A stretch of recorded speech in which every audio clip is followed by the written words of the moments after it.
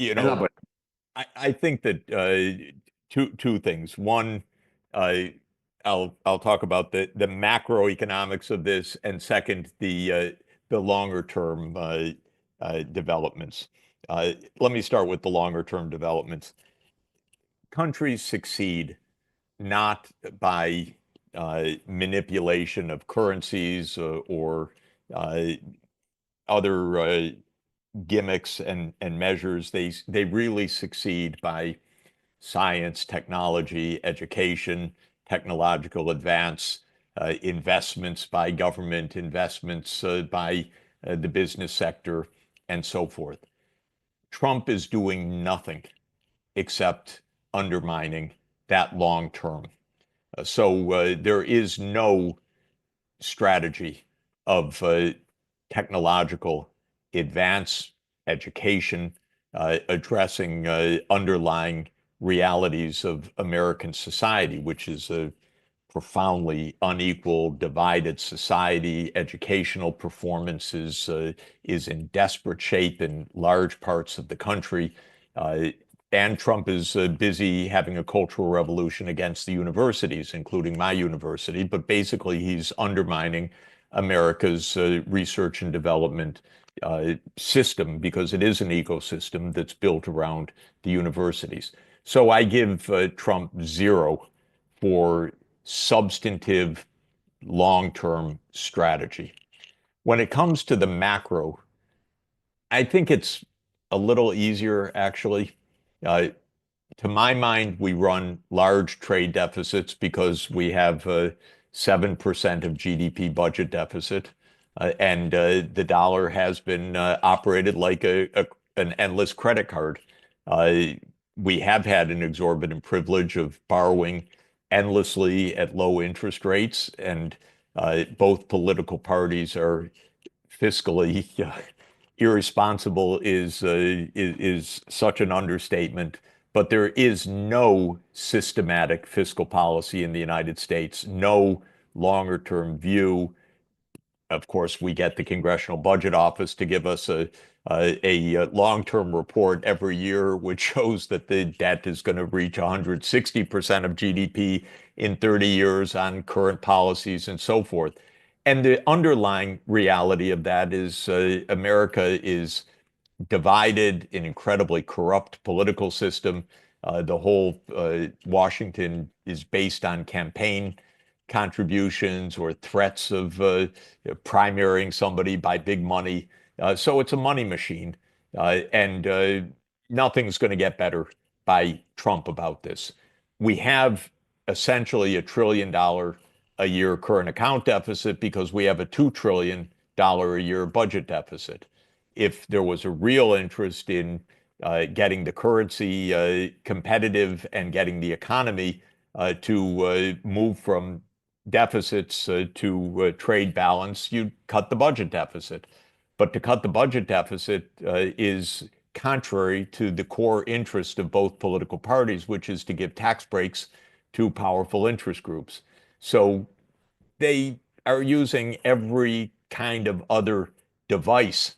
Uh, and the point is, if you put on these tariffs, which are structurally really so poorly targeted and inefficient, it's beyond belief because every industry depends on imported intermediate products. So tariffs don't help industries. Tariffs destroy uh, and dislocate more than they actually promote in this system of global supply chains that we have.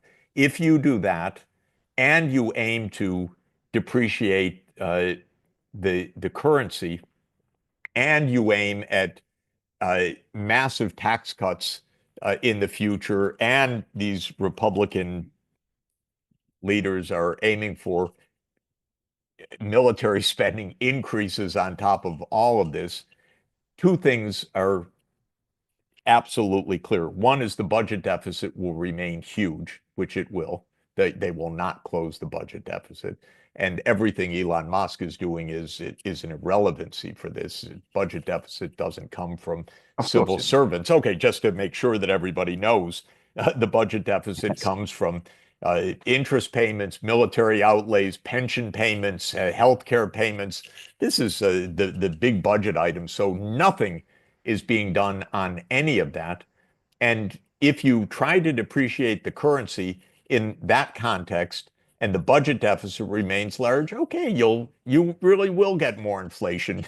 And once you get inflation, you really will get the Fed keeping interest rates high and rising, by the way, not just in nominal, but in real terms now, because the US can't borrow the way that it used to. And then you get Trump screaming at the Fed chair as he does every day, and that knocks the stock market down another 2 percentage points each day. So we're getting a bloodbath of market valuation. Not that that's a fundamental issue, but it is a sign of a policy that is viewed as being incoherent, is unstable, doesn't have a political base, is improvisation, is not going to work macroeconomically, and has no long-term strategy. So where I give Trump high marks is that I think he's going to end the Ukraine war. Where I give him actually a huge surprise, though it's just one glimmer, is that he actually sat down to negotiate with the Iranians. And there have been 2 or 3 rounds where both sides said this is constructive. Oh my God, this I wouldn't have predicted. But on almost everything else, sorry, I can't give him high marks. I just view the situation that we're in as really bizarre and dangerous. Just take the tariffs by themselves. One person without any legislative framework is upending the world trade system. Something's really screwed up about that. And of course, if anyone cares to go to the whitehouse.gov, and on the front page, you'll find executive orders, and to click on those, and then to find the executive orders on the tariffs, it's like a science fiction uh, item, because it's like an Orwellian novel. It says, uh, with the powers vested in me as President of the United States, I declare the following emergency. Emergency? What's the emergency? 20 years of Well, trade deficits? So, that's him. Look, Jeff, you know what it is. He's using the same trick as Carter did in order to bypass having of course, of to course, push the tariffs through Congress. I object to it. I don't like one person rule. But Biden did the same thing. Biden I did hate exactly. I I have despised all of these presidents Okay, for 30 years. I understand. Look, you know that I have a different view on this. I do believe that you're right in everything you said, except that the American hegemonic model managed in the 1970s through policies that damaged massively the socioeconomic fabric of the United States to maintain and to enhance its hegemony alongside its budget and its state deficits. And I do believe that he's simply trying to give this a second wind, a second life. Yeah, but by the way, it's so interesting. And just one last comment. I think the worst enemy of the Trump team's macroeconomic plan or global plan, the worst enemy would be a success. Because let's say, I don't believe that he will succeed in doing it like you don't believe it. But suppose for a moment, just for a moment, that he shrinks substantially the trade deficit of the United States. Then immediately he's going to have to deal with very irate, very angry financiers and realtors, because that trade deficit bounces back through German industrialists, Japanese industrialists, Chinese industrialists, comes back to New York and gets channeled into real estate and to financial derivatives and so on. And they will be really pissed off with him. He will have at some point, if he succeeds, to choose whom he's going to betray, the MAGA working class that voted him in or his financier and realtor friends. I think that is the political conundrum that he's going to face if he succeeds. If he doesn't succeed, then I simply think that we're moving towards a very divided globe. Globalization is going to give rise to a one zone. It's already doing that. Europe is going to be crushed. I think the United States might be okay because of the rise of what I call cloud capital. Already, BASF and Volkswagen and BMW are shifting capital investment to the United States. So we have a slightly different view on it. But let me just say, if I could, and you may well be right. You're a really smart guy. But I came into no, I mean it seriously. But I came into economics from 1972 to 1980. I wrote my dissertation at Harvard on the 1970s, on the period that we're discussing. I viewed them then, and I still view them now, as a calamity, not as a success. Of course. Right. You're describing it as it was a calamity, but for the ruling class, for the rentier class of the United States, it was the best thing since sliced bread. Okay, so this is an interesting question. I view it differently, and maybe because my view is trying to ask what's good for American society, which might be a very naive question. But it's the right question. It is the right question, but it's not a question that either Nixon or Trump ever asked. Yeah, but I would just say the following. Just economically, what happened in the 1970s was a shit show. It was very high inflation. It was the era of stagflation. My first book was The Economics of Worldwide Stagflation. It did quite well, got me tenure, and it was a nice analytical book written and published in 1982, and the era was viewed as a complete mess for the American economy. So I guess one thing I'm saying is we should continue the discussion about whether, in a true class analysis, this was a brilliant success, and you may be, ingeniously correct on that. But from an economic point of view, it was a debacle of a decade. I would have said that American hegemony was maintained despite all of this, not because of it. It was maintained because America was still the largest, richest, technologically most advanced, militarized country in the world.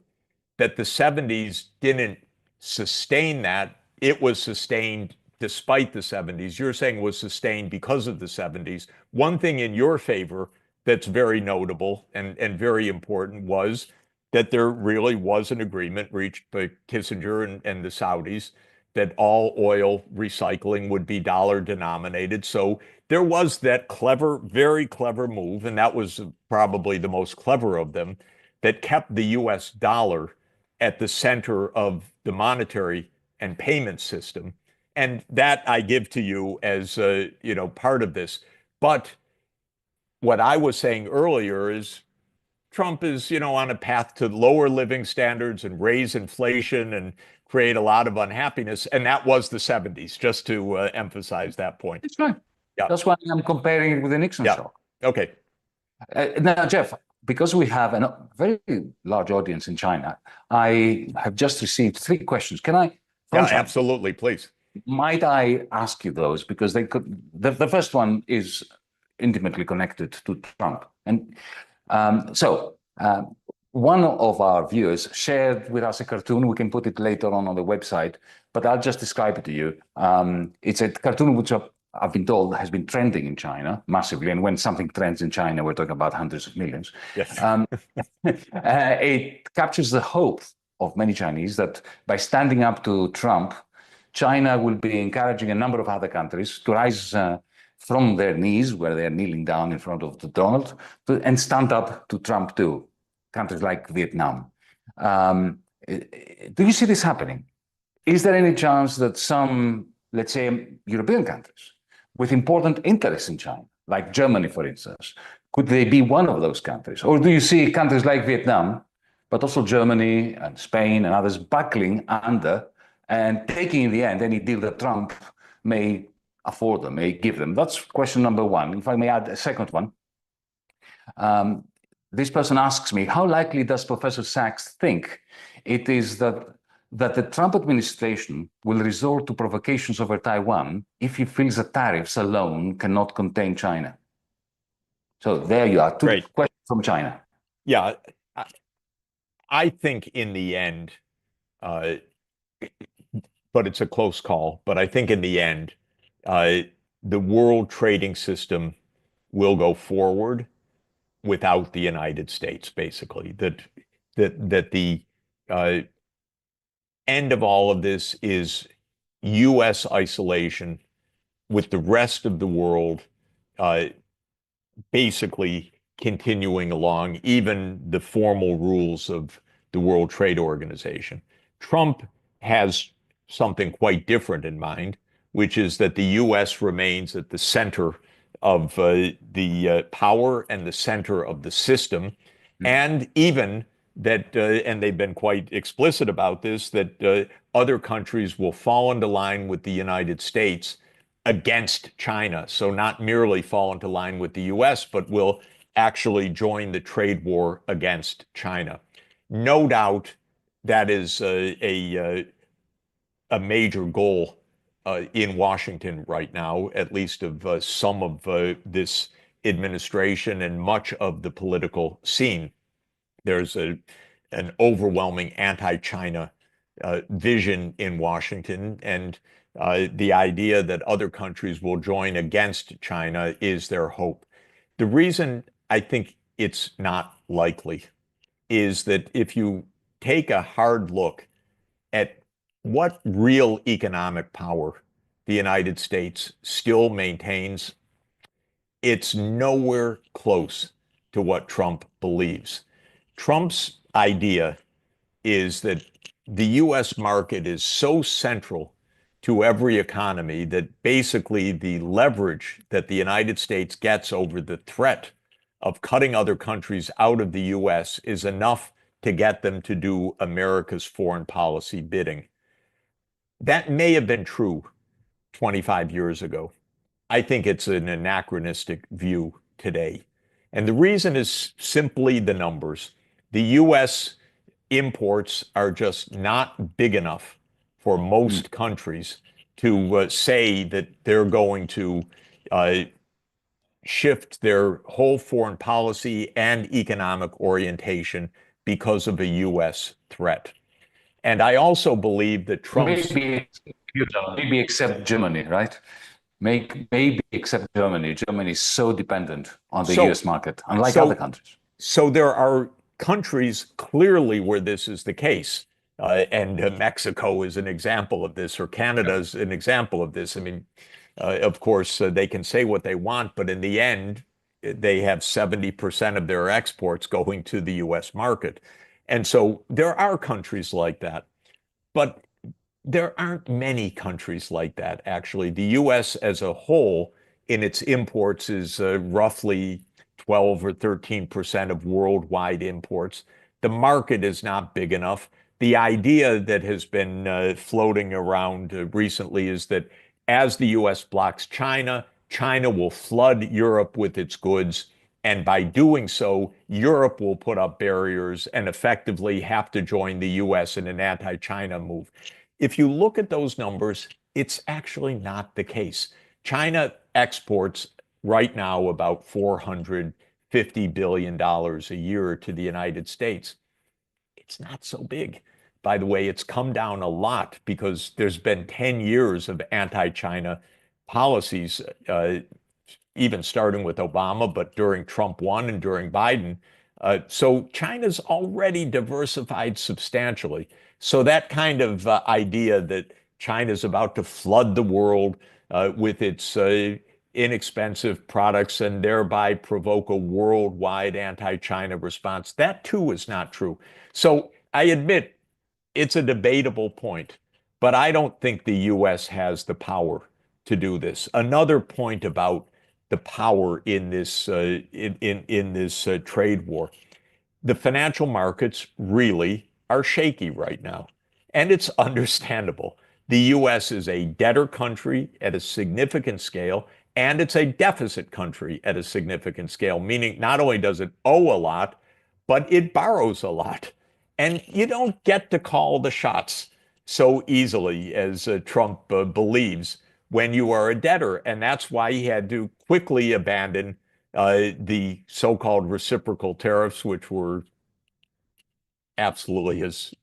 I won't even go into it. But anyway, that whole tariff list that Trump made, which was completely primitive, he had to abandon it, not because of protests about trade, but because the capital markets started to seize up and the U.S. interest rates started to rise above 5%. And clearly there was a significant problem. Trump does not have a strong hand. He's playing poker, if I can come back to our earlier discussion. Poker is a game of bullshitting others.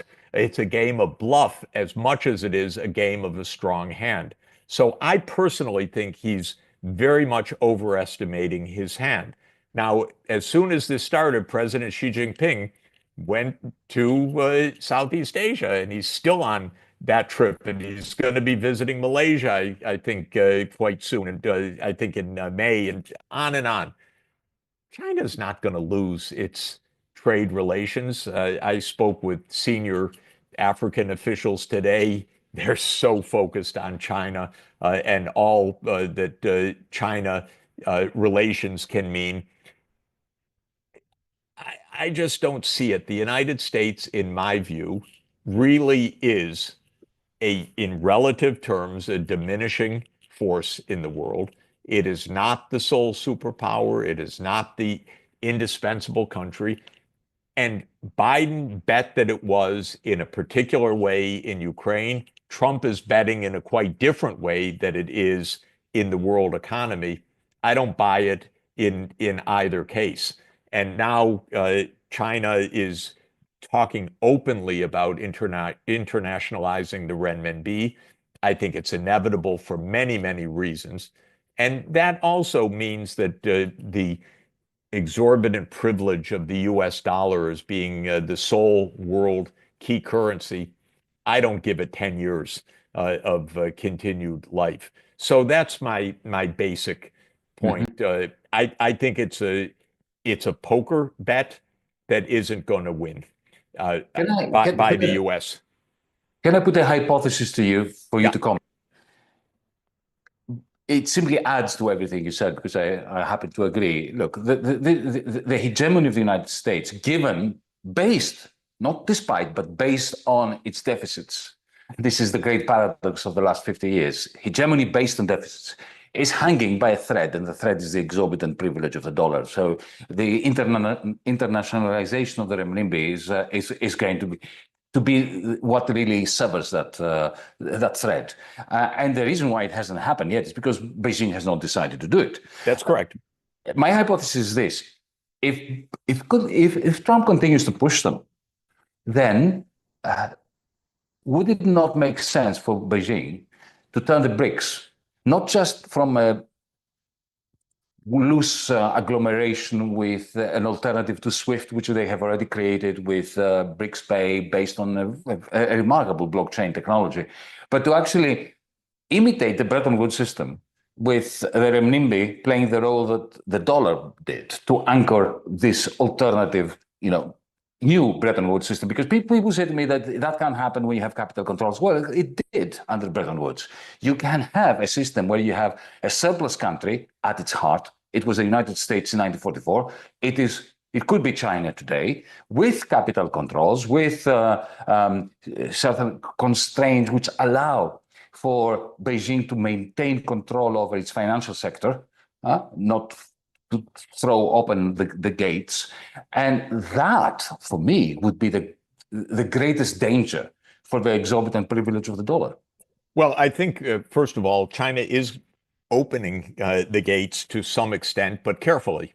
And what's really key, the most fundamental point I would say is Chinese interest rates, both the nominal interest rates and real inflation-adjusted interest rates, are lower than U.S. interest rates. Well, China's a saving surplus country. The US is a deficit country. But you get a lot of power by financing the world. The US financed the world for a long time in the 1950s, 1960s, 1970s. China is financing the world. It's financing enterprise, it's financing infrastructure, and it is creating a renminbi based outward oriented finance. And just today, I was reading about new steps that the Chinese government is taking to say we support the outward investments of Chinese companies, especially, I would say, in the Southeast Asian region, to start with the 10 ASEAN countries. They're close by. There's a lot of natural connection. That's where President Xi Jinping has been on his visits recently. So, yes, I think that this is a big deal. And I would say that the exorbitant privilege of the dollar will come to an end for three fundamental reasons. And we're watching it right now. One is simply the weight of the US in the world in relative terms is shrinking. So the predominance of the dollar at some fundamental level depends on the strength of the US economy, and the rise of but not just China, of India and others is a fundamental change. And that share is declining when measured in purchasing power in a significant way, and it will continue to do so.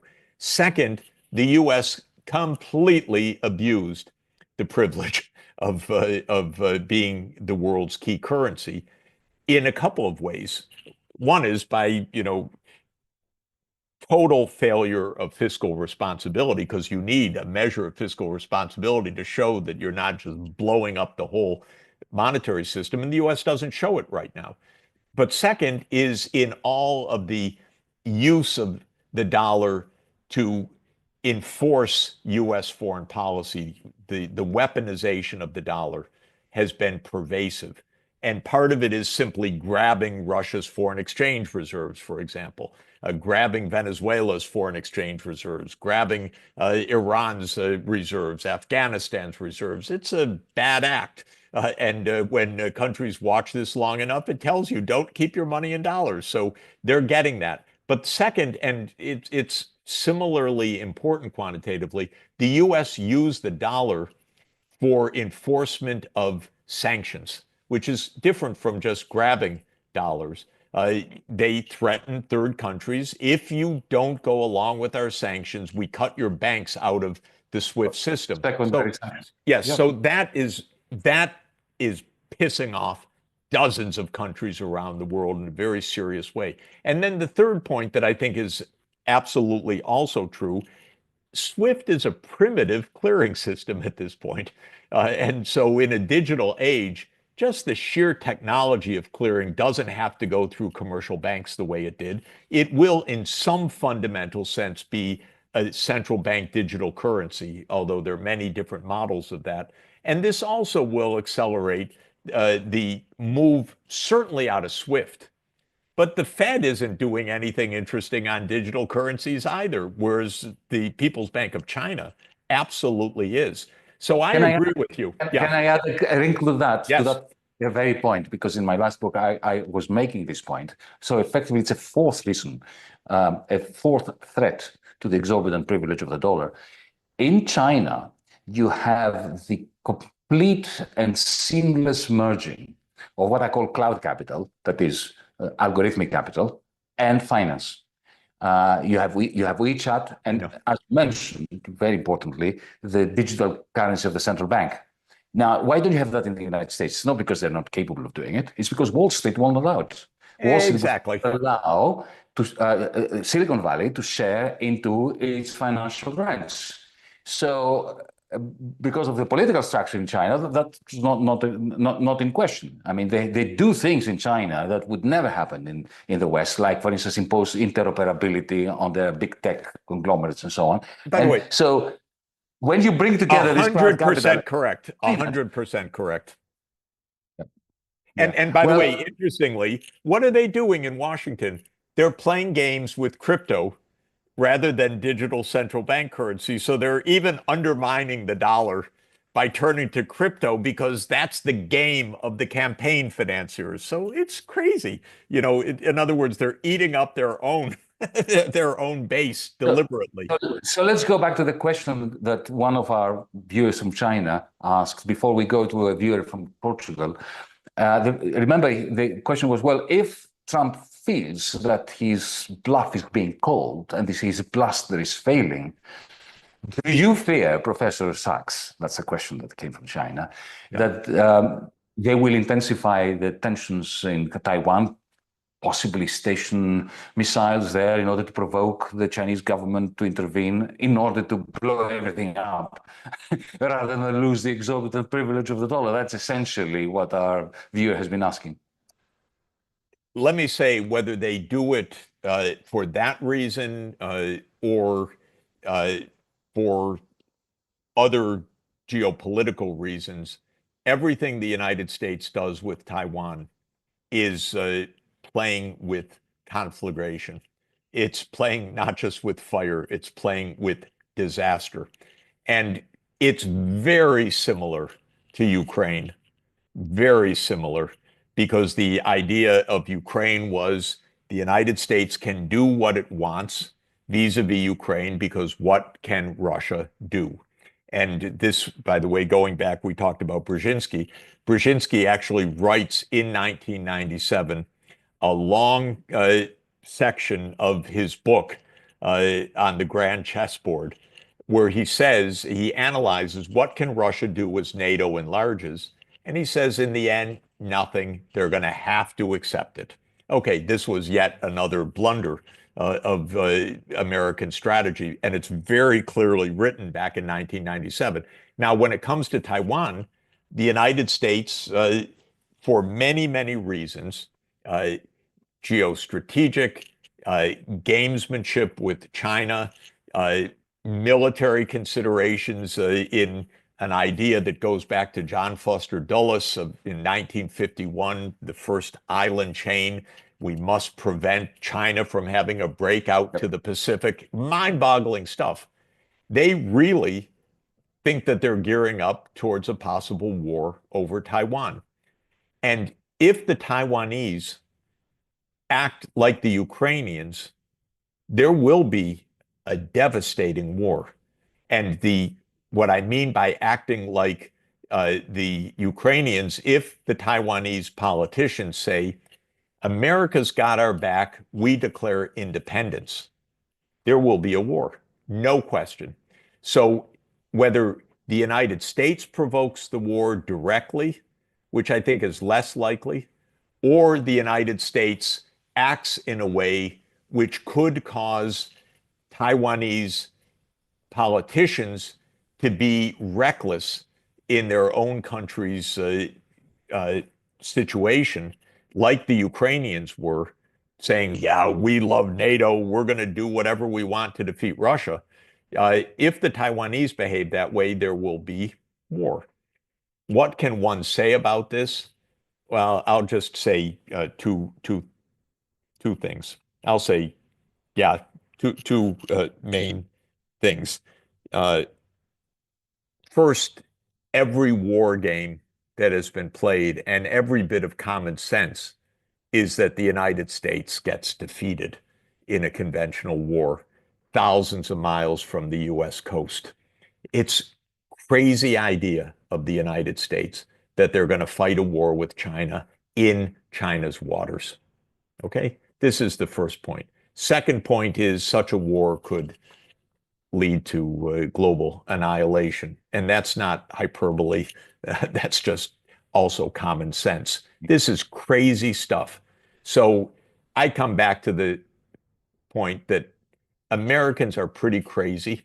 They're capable of doing crazy things. It's a militarized society.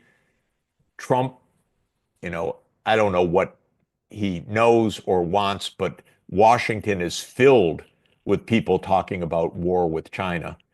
And anyone that talks that way is out of their minds and is really doing profound harm to let's say, the expected future of our planet. And so I hope we never come to that, because it would be certainly a disaster for the United States and most likely a world disaster.